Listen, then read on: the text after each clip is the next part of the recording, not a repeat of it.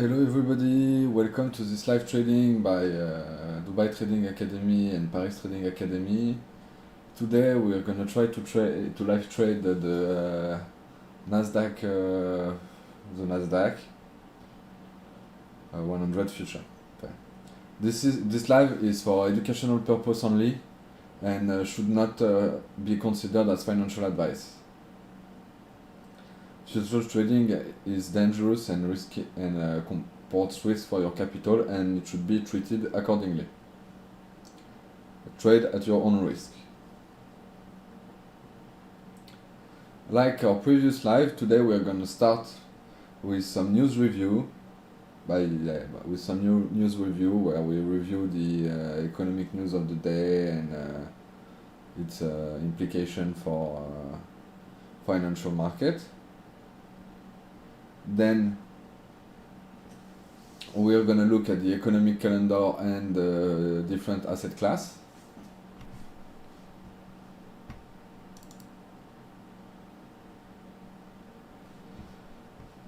Then afterward we'll do some Q&A, either for beginners trader and for more advanced trader. While we are doing this, we're going to look at the market and see if we can take some trade. If we see any trading opportunity, we might take them, but we're gonna see. Then also, to finish, I have recorded one of my trades this morning, so we are gonna look at it together, and I'm gonna try to explain my thought process while taking this trade. So if we look at the news review, today the European Central Bank had a meeting and published its decision towards their interest rate. So basically they kept their interest rate at the same level as their previous meeting. So yeah, it also said that this hike was like the previous hike was probably one of the last. Also during the night there was a Russian nuclear test, so that's kind of a pretty bad news for the world in general. So I'm not even going to talk about the economic implication of this news, because normally you should be able to interpret this news as you want. But basically, they shot 3 missiles in the country.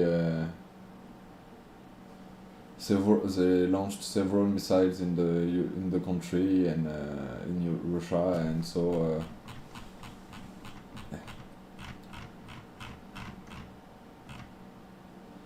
So that's a few of the things that happened today, during the night. Then also we had the US House speaker that got installed. So basically this morning US House of Representatives Republican United are under new speaker Mike Johnson, and therefore they were able to return to the spending bill that was urgently needed to avoid shutdown and respond to the crisis overseas, so both Ukrainian one and Israel one. So that's good news also for the market, even though it's going to mean more US debt.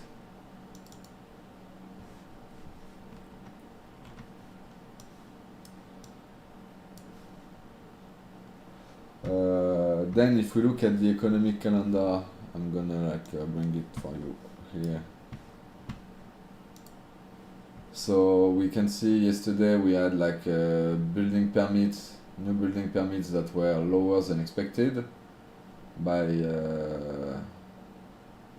worse than expected, and a decrease in building permit that was slightly worse than expected, but we had an improvement in new home sales by 12.3%, so that's kind of important. And we also had an increase in crude oil inventory and 5 years note auction that was higher than expected. It's logical with the new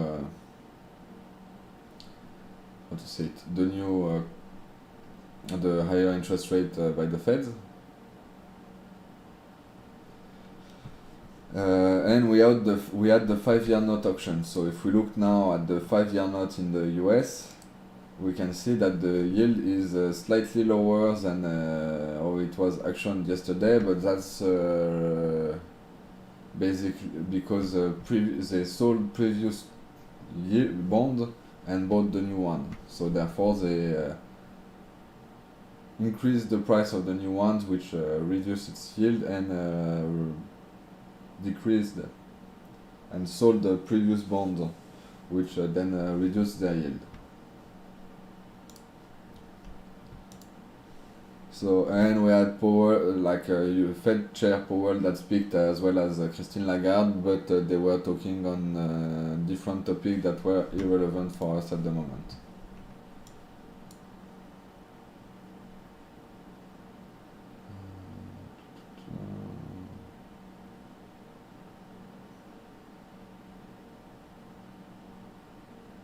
Yeah, so sorry, I'm looking at the market because even though Russia tried a nuclear bomb, I am thinking today the market might go up, and I'm gonna explain my reasoning afterward.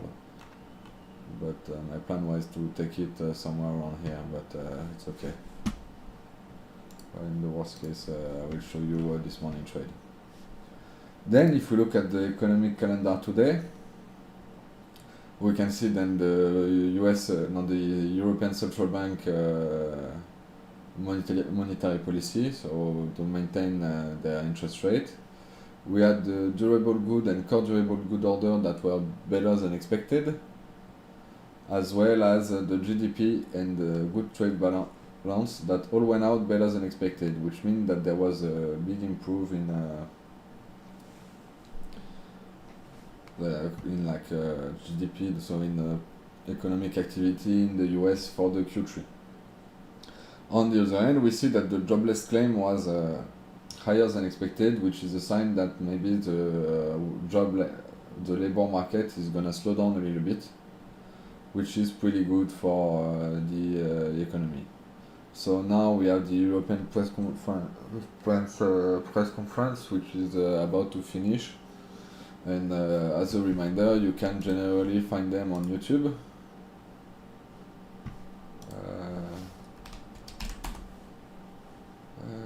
European Central Bank, you see, you go to European Central Bank, live, and of course it doesn't appear, so they must have finished it right now. It must be just finished and the link will appear later. Anyway. So also tonight we have the 7-year note auction, which is not as important as the 5 or the 10 years, but it's still important data. And we also have the Fed balance sheet, which is gonna give us an insight on quantitative easing and quantitative tightening. So that's things we wanna watch. If we look at tomorrow, we've got PCE for inflation. So it's an indicator of inflation, as well Michigan, University of Michigan inflation expectation and consumer expectation. So that's going to be important statistic to look at. We're going to see tomorrow during our live in French what are going to be the consequences of those. Then let's look at how the market behaved yesterday and today. So we can see since the open, first that most of the US bonds have decreased, even though yesterday they were increasing. So I think I've got the 10-year. No, I don't have the 10-year. But if we look at 1 week, we can see that yesterday the bond rose almost at 5% and even reached above 5% on 23 on Tuesday. So that's quite important. We can see it was a sharp decrease at the open, which means people bought the bond. So that would be one of the first maybe bullish signal we might see today, even though the market seems to be continuing its free fall, which is kind of expectable, but at the same time a bit surprising. So that's why I'm kind of not that confident about taking trade today because I see multiple signs from for both market move, and therefore I'm not that confident in the trade. And if I don't if I'm not really able to anticipate market movement, I'm not gonna enter any trade. Then, so we started with the 10-year yield, but let's first start with gold, which I had opened earlier, but it reached 2000 today, which is a pretty strong resistance level. So we are gonna see if it's able to keep it, to hold it and not fall down. Then the oil is going down today because yesterday of the inventory yesterday, but also if you look on it's lower compared to the day Hamas invaded Israel, but it's still pretty high if we look in the grand scheme of things. Like for the year, it's still like clearly above most of the previous yearly price. But on a monthly scale, we can see that it's slow. It started to go down. So hopefully, it's gonna continue going down because it's good for the economy and for the consumer. So then, if we look at currencies, we can see that the US Euro USD is going. Yeah, let me see. Like I'm gonna show it to you there. It's gonna be easier.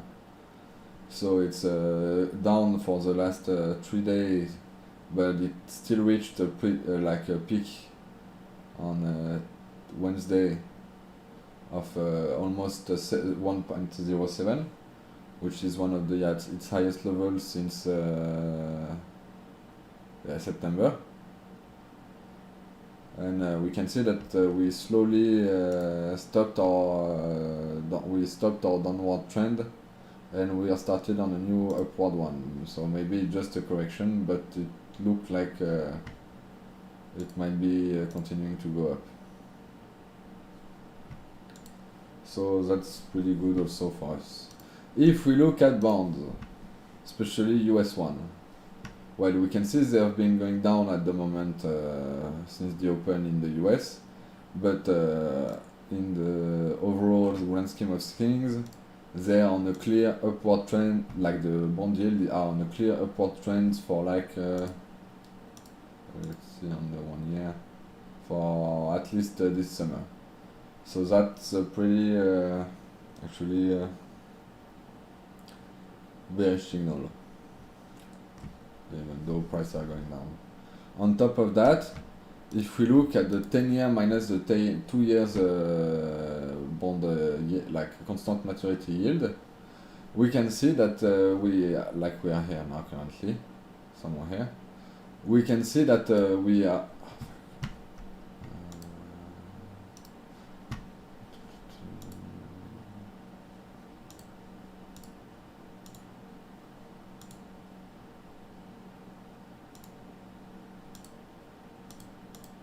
Up, and now we go this way. We can see that we are now that this is negative, which means that it's more expensive to loan money for 2 years, to borrow money for 2 years than it is for 10 years. If we look at this curve, we can see like every time this was negative was before a big just before economic crisis. We've got the 90, which is like a crisis for like a oil crisis. 87, 81, it's a sign of basically it's a sign of recession, and it has always before each recession the yield curve was inverted, and we can see it like that, and this is how it displays. We see 2009 was a short period of time where it was inverted. We see 2006 and 2005 it was inverted, same as 2000, 90, 81, 80. So basically this is a sign of recession. It tells us there's going to be a recession, but it doesn't say to us when. If we look in 2008 right here, in 2006 it's inverted, but still it's still needed. Like the crisis was not about before 3 years later. So it's kind of hard, like it's a sign that it's coming, but it doesn't say when. So you shouldn't be, okay, the yield curve is inverted, market's gonna go down. It doesn't work like that. Then if we look at the equity market, so like this is most of the index we're following, and we can first we know that yesterday was some results. So today, actually 2 days before, was Alphabet results, which is like basically the mother company of Google, and we can see that basically it fell drastically. I think it's around like 12%. Yeah, 12% in like 2 days, because basically they missed their result in the cloud department, and market took that as a sign that their business was weaker than anticipated.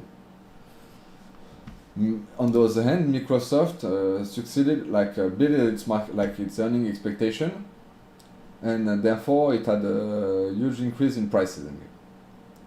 Like we can see, it was like trading 4% overnight, with a 4% increase overnight. So that's kind of a big increase for an overnight one, especially when at the same time Google is losing 9%. Then today we had the Facebook results, and even though they beat their expected earning, like they're going down mostly because of how do we say it, of the interest rate and the global market trend. And since a huge gross capitalization tend to be dependent on interest rate, like high interest rate are not favorable for those companies. Also today, like in the next coming earnings, this night there's Amazon. So that's kind of an important one to follow, especially if you're trading Nasdaq, of course. Like just to remind you, like this is the all the S&Ps, all the S&P company, as well as with the size market cap related to the market cap. And we can see that Amazon, Google, Meta, Microsoft, and Apple, and Nvidia are taking a huge part of that. So it's quite important to follow their results, of course, like in their earning report, to see how it's going, because otherwise it tends to be slightly like it's quite important to follow that. So basically that's so that's for the equity, like individual equity. But if we look in the overall, we can see that basically almost every index are in the red, especially if you look at Nasdaq 100. Yesterday it lost 2.6%, which is kind of huge if you look more in detail. Like here, that's yes, when? Oh yeah, that's yesterday. So yesterday at the close it was at it was at 14,700 something, 745, and yesterday when it closed at 14,300, which is like a huge fall. If we look at the Nasdaq on this market, if we had sell it at the open and bought it back at close, it would have been $7,000, which is a huge move for the market, for all of the market, which basically it's extremely rare. It's something like less than 20% opportunity to get it. This is going away. That's kind of dumb.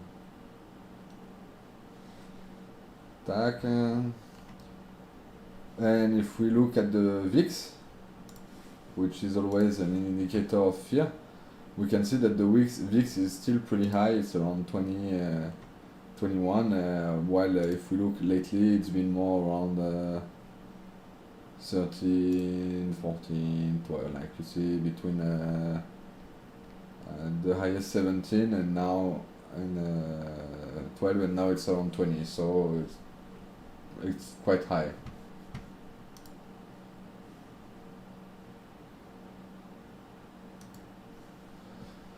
It's quite high, yeah. So now I'm gonna do like some Q&A depending on the answering the question people have asked us. So if you have any question, do not hesitate to either ask them in the chat or ask them by private message. We see those messages and we tend to we try to answer most of them. Otherwise, sorry about that. So the first question, it's quite an easy one, but it's I've seen many people and many of our interns that actually don't really get that point in the beginning. So what is trading? So basically trading is buying and selling financial assets with the goal of making a profit. Yeah, I've missed my trade. Anyway. With the goal of making a profit. So yeah, it's buying and selling financial product on financial market in order to generate profit. To generate profit. So basically, you want to buy low and sell high, or sell high and buy low. So that's the basic one. One of the questions that come up the most is: do you recommend any prop firm to work with? In my opinion, if you can avoid it, try to avoid it. Avoid it, because basically around 99% of prop firm accounts are losing money. So that's quite a lot, a huge amount of people that are losing money in prop firm. People trading with their own money on a brokerage account don't lose that much. So really, trying a prop firm should be something like a last resort. And before thinking about which prop firm should you trade with, what do you think about that? You should think about making sure that you are a profitable trader, because most of the time, people that come with us asking us questions with prop firm don't win money on demo account, don't win money with their own brokerage account, but already want to try to go in a prop firm to work with prop firm, even though it's one of the hardest way to make money while trading. So really, if the only prop firm might be interested thing, if you are a profitable trader,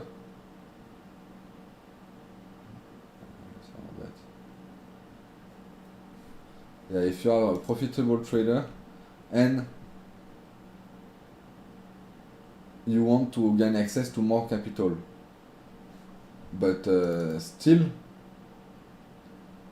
I would recommend personally to be using to generate capital through trading instead of using a prop firm.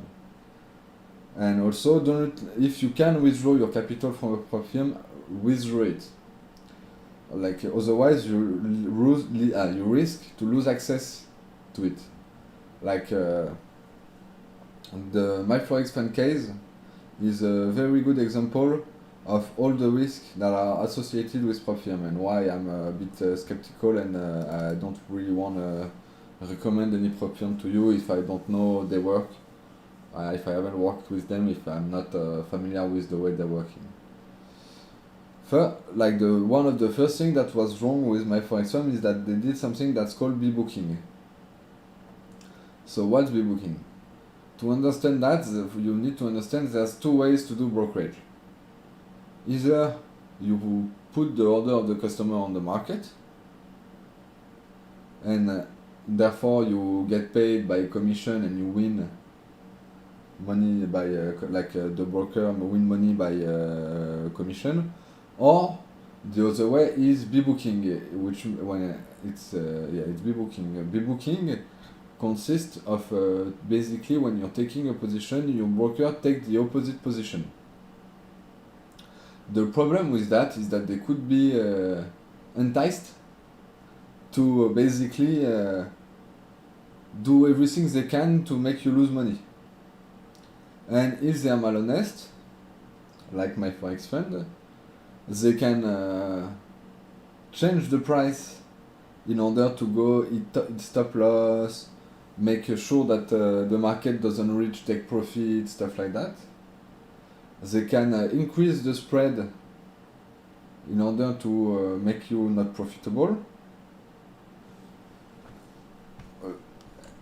They can modify your order so that you think you wanted to buy at this price, but they're gonna make you buy at this price, for example. And the goal is for that is to basically make you lose money and therefore win money. And the last risk, and that basically are all the things that happened, that were happening inside my Forex fund, is that all the people that had fund with my Forex fund got basically their fund blocked by CFTC, because CFTC said this was a fraud, and before anyone before they can settle everything and figure out what's happening there, all funds need to be blocked. Therefore, if you had your funds in my Forex fund, now you would have lost everything, at least lost access to everything, at least for a while. Therefore, you should always be careful and choose very wisely your prop firm. And the thing is, my Forex fund was a very notorious prop firm. There were a lot of customers, and therefore the simple fact that this turned out to be a fraud should be like extremely worrying if you want to work with a prop firm.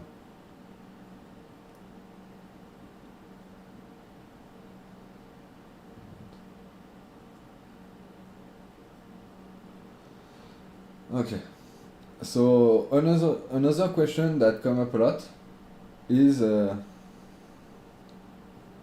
what is a broker and how do I choose it? So basically a broker, it's an intermediary that will pass the order on the market for you. There's several ways, there's several points you need to check before choosing your broker. The first point is which asset they're working with. For example, if you want to trade future, you need to select brokers that work with future. If you want to trade Forex, you need to find the broker that works with Forex. If you want to trade equity, you need to find an equity broker, etc. Also, the second point that's important, almost more than the first one, is where are they registered and regulated? Regulation is meant to protect you from fraud and from abuse. So you want a country that has strong regulation. We can see like US, Europe, Western Europe, Japan. You want to avoid as much as possible tax havens, such as Malta, British Virgin Islands, Bahamas, Panama, those stuff. That doesn't mean they're necessarily wrong, like they're necessarily gonna fraud, but the regulation's not gonna be necessarily in your favor. Therefore, it facilitates fraud, even though it isn't guaranteed this is fraud. But if you want to be safe, the best way is to avoid the tax havens. Then another point that's quite important is reputation, and also if they are registered on the exchange. If you look, for example, on the CME website,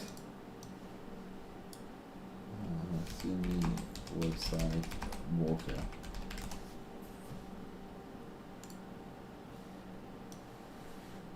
you can see that basically they have a directory of all the brokers who support CME's market.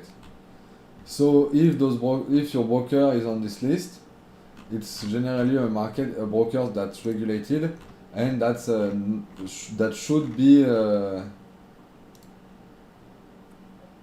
at least honest and of good quality. Like there's the list is pretty long. I think there's something like 360 brokers, or maybe more. There are 322 brokers. Therefore, you need if you want to trade future on the CME's market, you just pick one of the brokers that is on this website. And if you want, then you choose you look at them and you pick the one that suits you. We at Paris and Dubai Trading Academy, we work with Street Future for several reasons, but mostly it's because we know them. We've been used to working with them. They know us, and they help us and they like working with us. Their customer services is also in French, so that's quite helpful for us French people, or French native French speaker. Afterwards, you're looking at the reputation, the quality of service, also as well as fund security. Like I said, in tax haven, where you don't need to do basic accounting, it tends to be harder to have fund security than if you're looking at the USA or at France, for example, or Netherlands, Germany, UK, stuff like that. And then lastly, you need to look at commission. The lower the better, but to some at a certain limit, because if they're too low, there might be it means they're making money from another way. So there might be a booking. They might be selling your trade to a dark pool. There might be several reasons, and therefore, you should always remember that if it's free, you're the product. So that's not necessarily a really good sign. Then, another question we have quite a lot is, how do you know how the market is going to move? Well, there are several indications that tell me how the market is going to move. And today I actually missed some, so that's why I'm not trading, and I've missed the magnificent trade that's coming from here. That's going to go all the way here. But hey, it's life. Things happen.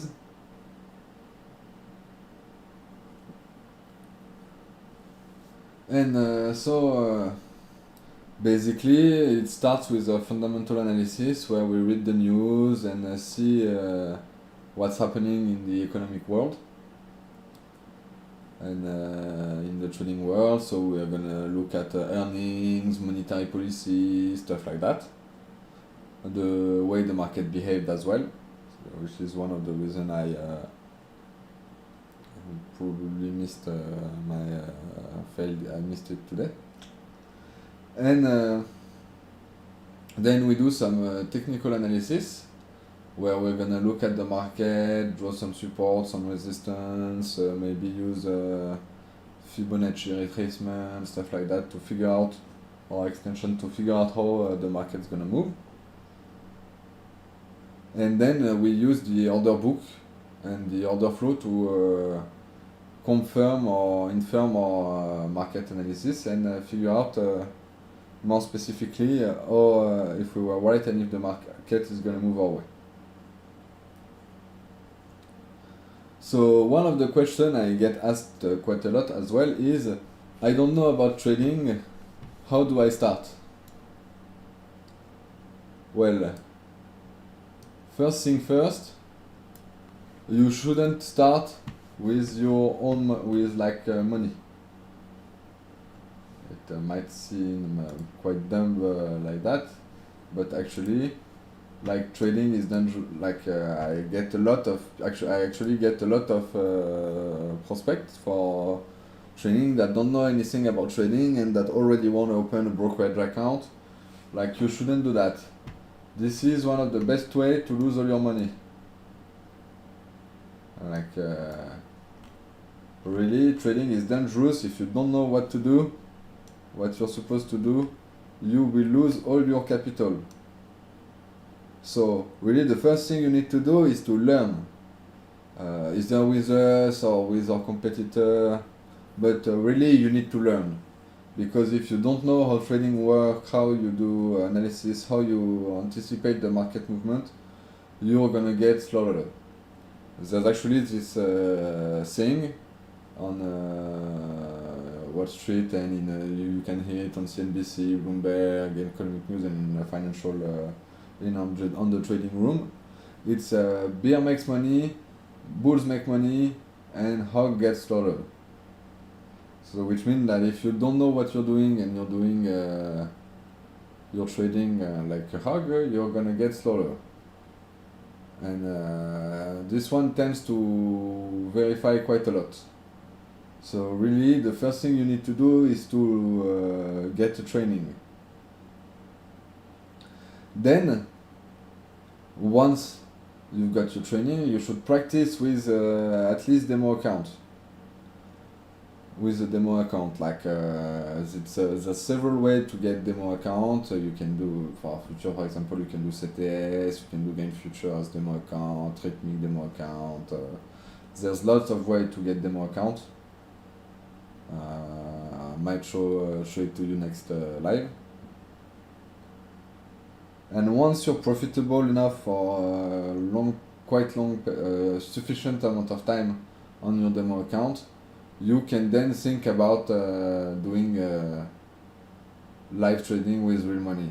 But if you don't manage to be profitable with demo account, really you shouldn't try trading with real money, live trading with real money, because you're gonna lose everything. And well, if you're gonna lose everything, you're gonna be like discouraged. You're gonna think the market is rigged, that Wall Street is out there to get you, and stuff like that. So yeah, I think I've missed the move for the morning session, the US morning session. That would have been basically somewhere here. But it's okay, because like I said at the beginning of this live, I had a trade this morning on the DAX, so on the DAX future.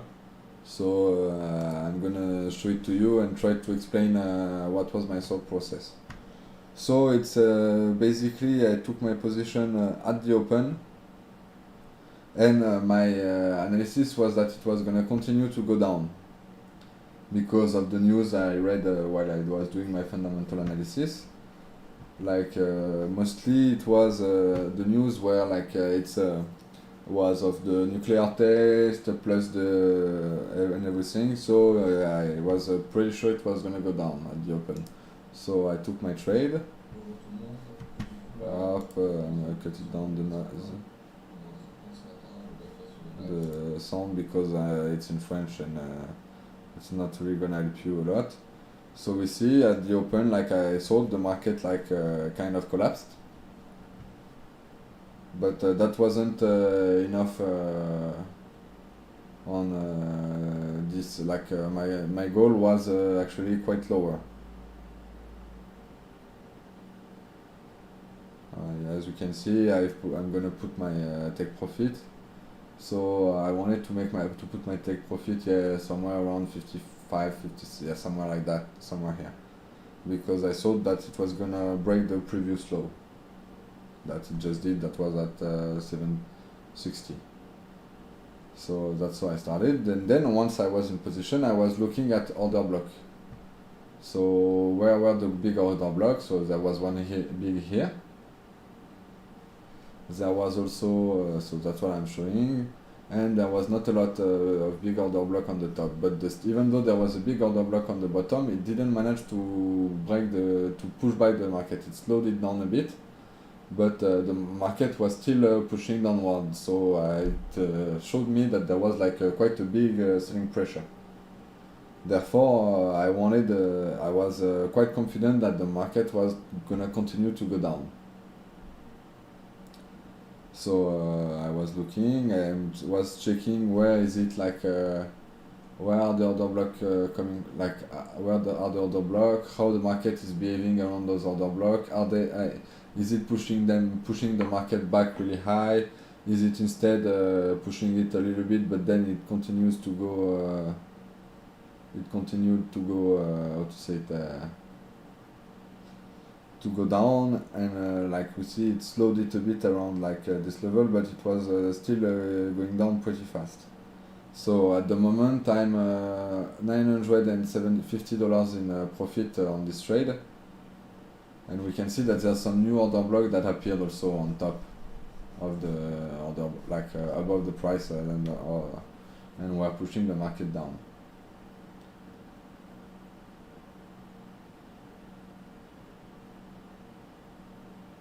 So I wanted to show you on the graph. Basically, yeah, my goal was to buy it if we once we to close my position just below the previous low. So I was still looking at order blocks. There's a few that were coming in. There was not a lot above, but they were still pushing the market really high, and we can see that all the order block were getting swallowed by the market. So I was still pretty confident in my trade at this moment, and I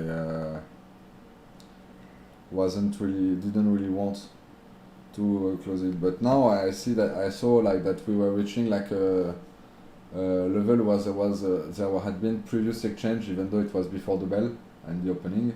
So I started to be a bit more cautious, and I think I pretty soon moved my buy stop. So my goal was to go out here, but like I saw that the market here was hesitating quite a lot, and started to pull back. So it's probably somewhere around here. Yeah, and there was some big order block around here. So I think I started like to I put my stop loss. Put my stop loss lower, just in order to secure some profit, and make sure that the market didn't turn around on me.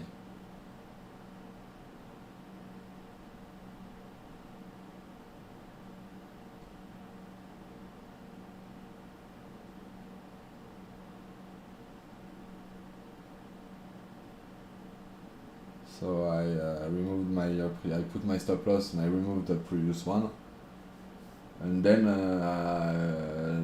I waited I tried to see if the market was gonna come up or come back down, but it stayed it spent a lot of time inside that range, which means that the market was balanced, and I wasn't necessarily a huge fan of that.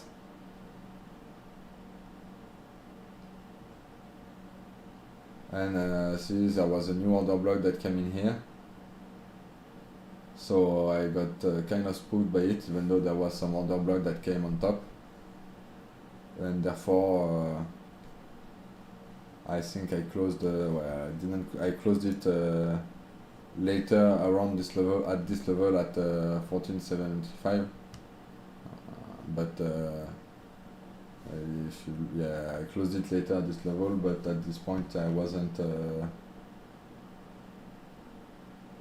I was more instead expecting it to reach my take profit more than my stop loss.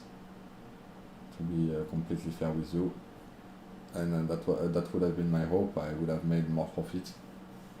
Like if you see, my profit was way better if it had to reach my take profit, and not if I hadn't closed it myself. But since I didn't know the future, I put my take profit slow stop loss low, closer because I would have been satisfied with being hit on my stop loss.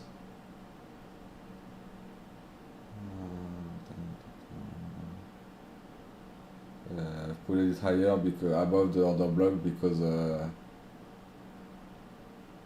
I was kind of annoyed to see it like to see my order being blocked, and I was like, then the order block moved like the old black. You see there's a big order block here of 4 order, or of 425 order, which is pretty big for the DAX, and it actually pushed back the market, and I think it went to hit my stop loss a little bit later.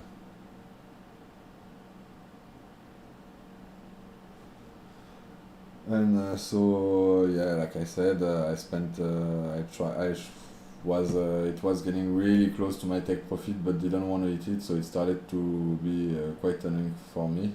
Like once again, it stopped just 2 ticks above, and at this point I was quite afraid that the market was gonna turn around.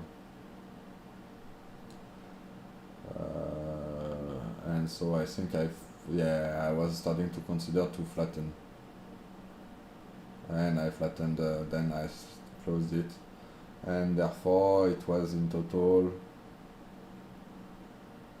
I think, like I said, 15, like you can see on the video, but basically it was 15.25, so 86, 83, 86 to 63. No, 73, something like that.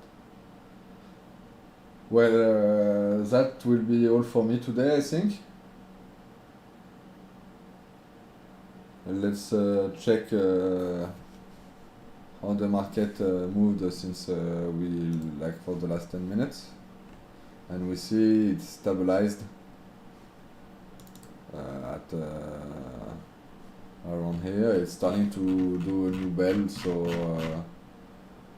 we are glad we haven't entered the trade, even though if we wait a little bit, we know it will most likely go reach somewhere here. It's not necessarily like we've already made some money this morning. We don't necessarily need to force trade today, and this would probably be a very bad trade. Looking at how the market behaves since. So well, that's gonna be all for me. Thanks for your time. Thanks for being here. Don't hesitate to like, subscribe, hit the bell, and ask any question. Send us any message or any question. You can find all the contact information on top of the screen. So please feel free. We will be glad to discuss with you.